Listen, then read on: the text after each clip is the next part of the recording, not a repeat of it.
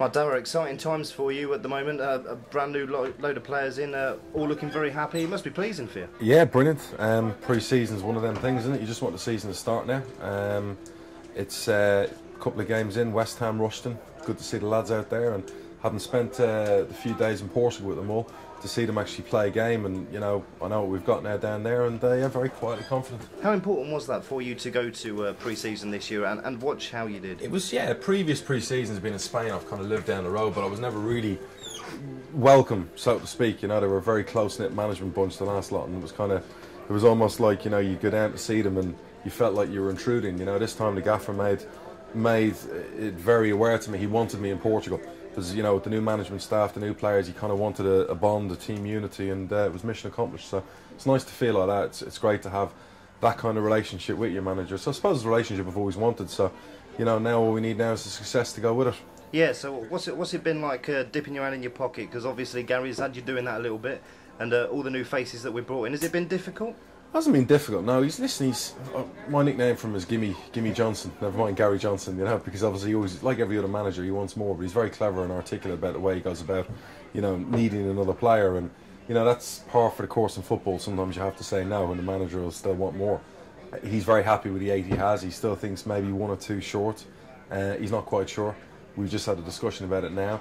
But if he was to start tomorrow, he'd be very happy with the 20-odd players that he's got right now. So he's just worried about injuries, which I can understand. And there's room left to manoeuvre, and if we need 1 or 2 more, I'm sure I'll have to find my way to provide them. So how do you rate the squad that we have this year compared to, say, the double winning squad that we had previously? I said it in the radio the other day that it would be very unfair to say this squad's better than that squad, because that squad achieved 2 back-to-back promotions, which hadn't been done in a long time at London Road, and I'll always be thankful for the players that contributed in those squads over those 2 years.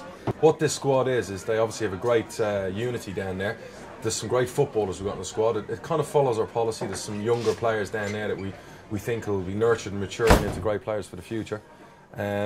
I think what they have is a manager that's going to believe in them and get them to play football in the right way, and I think that's very important. So I think it's exciting, and I think they can make their own history, because to be compared to what happened 2 years ago or 3 years ago is unfair, because you weren't really part of it. So all these players know is that their mandate is we need to get back to the Championship as quick as possible. So the jury will be out, I suppose, until the end of the season, but I'm quietly confident that they're going to make great names for themselves here at the football club. Has it surprised you by how the players have picked themselves? I mean, you were around him in Portugal. You saw how buoyant and happy they were. Has it surprised you by how happy they are? I think after last season, everyone was worried about a hangover.